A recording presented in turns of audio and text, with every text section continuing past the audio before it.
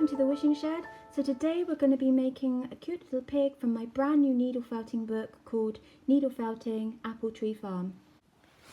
Okay, so I'm measuring out my wool for the body. I've got approximately 2.5 grams of the cream carded wool here. So I'm not going to use core wool for this project, I'm just going straight in with the cream carded wool. Rolling it up really tightly. And then straight onto the felting surface. I'm just using a foam pad and needle felt all over to shape. So what I'm actually doing to help speed up the felting process is if you turn as you felt this way and then do the same, turn and roll and felt. And then I'm also manipulating the fibres by rolling in between palms of my hands. So I'm creating this sort of oval shape at the ends just by needle felting and rolling, just to sort of shape it a bit more rounded. And I'm going to do the same to this end just to bring that in.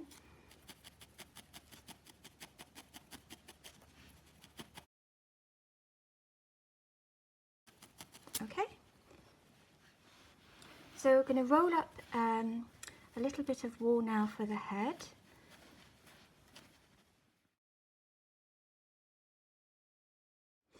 So again, I'm rolling the head shape around and needle felting all over.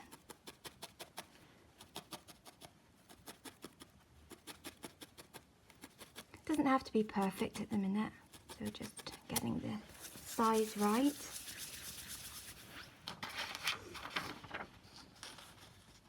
Okay, that's good. So you hardly need any wool really for the nose. I'm just going to take some of that off and try again.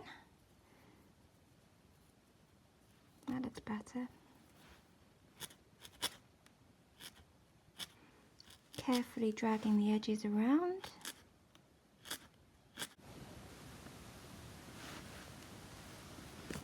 Okay, so I'm going to needle felt the snout now onto the head, just felting around the edges to get a good position, and then felt through the front a little bit as well until it stays on. Okay, so I've actually needle felted that right in the middle of the face, and now I'm going to make the little nostrils just by needle felting tiny bits of black wool in through the, oops, this is what happens when you use the wrong gauge needle. Okay, so I'm actually using a 36 gauge needle here. Should be using a finer needle really to do this bit, but there we go, just felt a bit lighter, goes in. Alternatively, you could sew in a couple of stitches with some black embroidery thread if you wanted to, but it's a bit easier doing it this way. So I've cut out the ear stencil, and usually if I was cutting out an ear, I'd cut out on the fold so that when I opened it up I'd have two even ears, and then I'd cut through the middle. But because I want one ear to be brown, because this is going to be a little brown spotty pig, and one ear to be white, I'm going to cut them out separately. So you can draw around it with a pen if you prefer, but I'm just going to cut around it like this.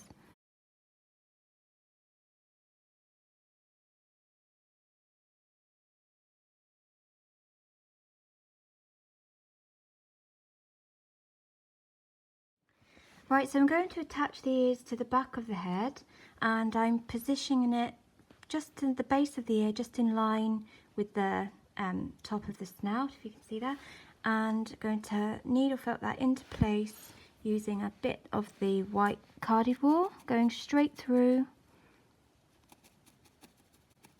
onto the back of the head. That looks looks quite good. So I'm going to put the other ear into position and needle felt that on as well. So if you check at the back just to get the position as even as you can, and then anchor on. So I'm going to anchor on some of the white wool first, just going through till it's held in.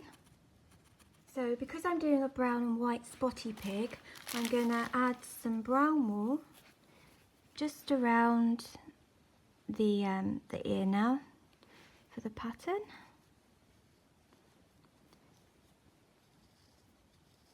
So that's a good thing about the designs in this book as well, is you can adapt them, you can, you know, change them about and really make them your own.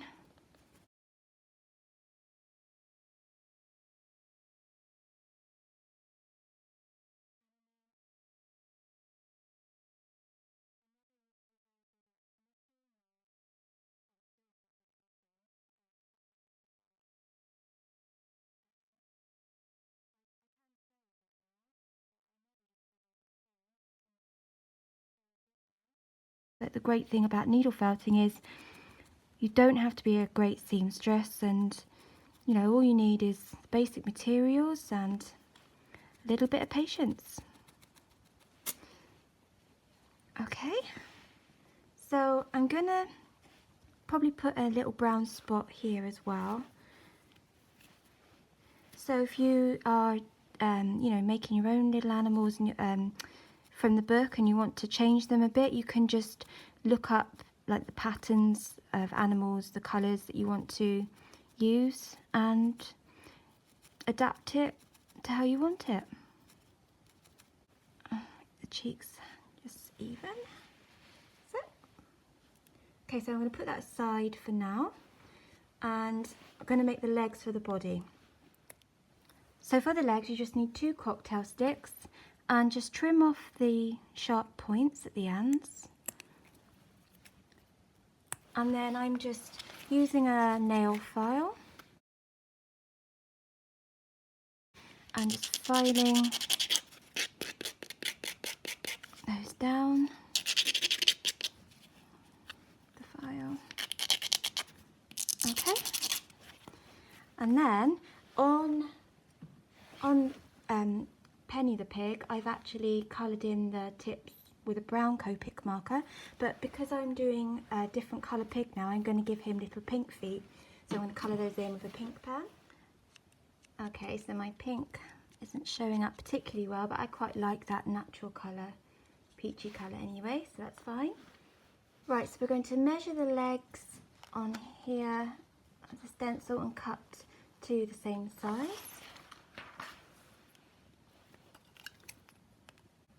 Okay, so once you've cut your legs to the same size, we're going to glue on some wool.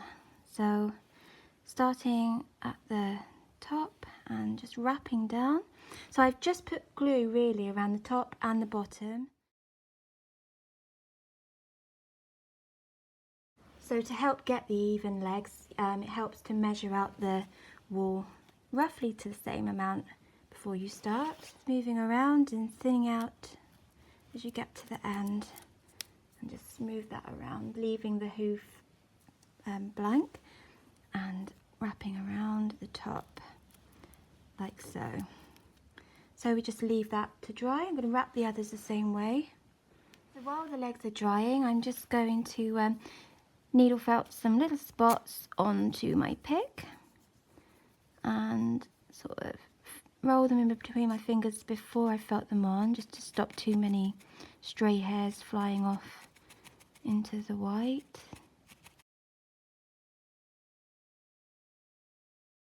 So you can just add spots or make your little pig whatever colour you want him to be.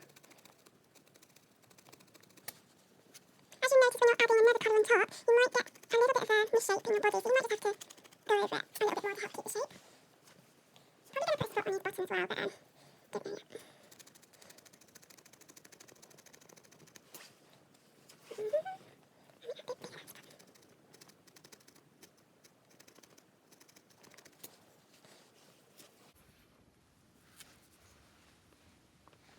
So I think the important thing is just to enjoy it, and you know, it does take a bit of patience, but it doesn't have to be. Animals don't have to be perfect. I think that's the great thing about handmade items. You know, they're unique and they don't have to be perfect. It's what makes them unique. It's what makes them special. Now the legs are dry, we're going to cut 4 slots underneath the belly for the legs to go in. So I'm probably going to mark them out first.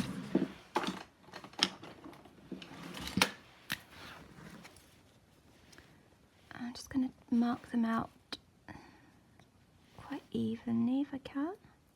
One there, one there, and there, and there.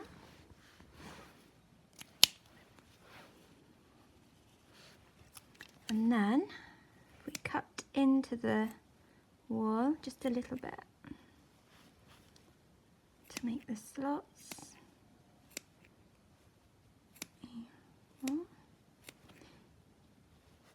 Okay, we can add a bit of fabric glue to the top of the legs and glue it in to the slot. Okay, so if you look at all angles, just to try and make sure you've glued them in, you know, fairly evenly so that he won't topple over. If any are a bit, just push in and then let the glue dry. Okay, and also I've positioned the legs sort of leaving a little more at the front than the back, so he's got a bit more of a chest area. So, and leave that to dry. So while the head's drying, I'm going to make the tail. So I've just cut a bit of wool felt here. I'm going to roll it between my fingers. I've just dipped that in a little bit of PVA and water and rolled again. And to make it curly, we're just going to wrap around a cocktail stick a few times, like so.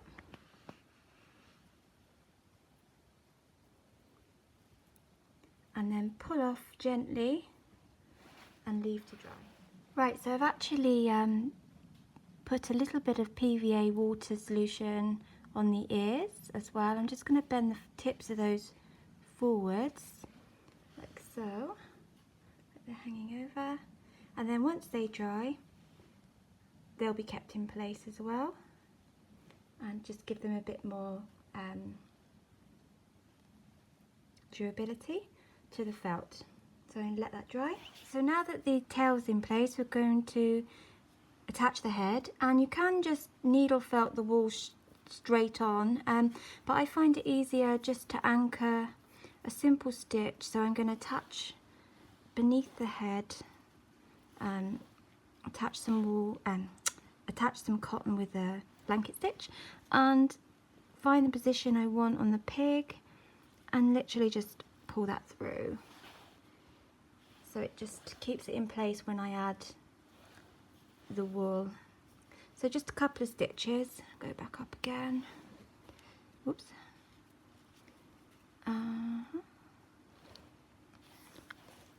and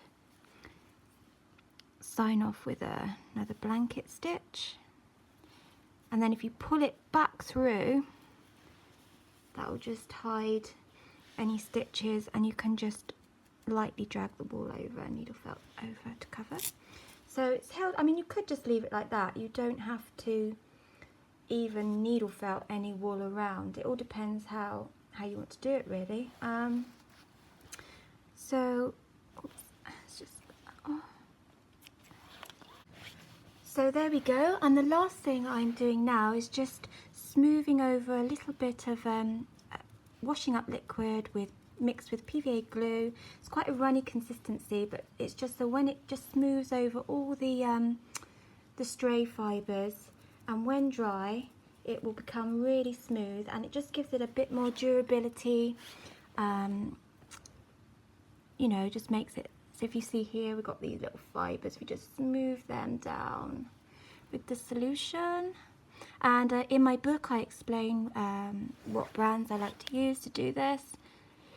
It's really not complicated. You can play about with it and find your own preferred mixture or whatever you like to use.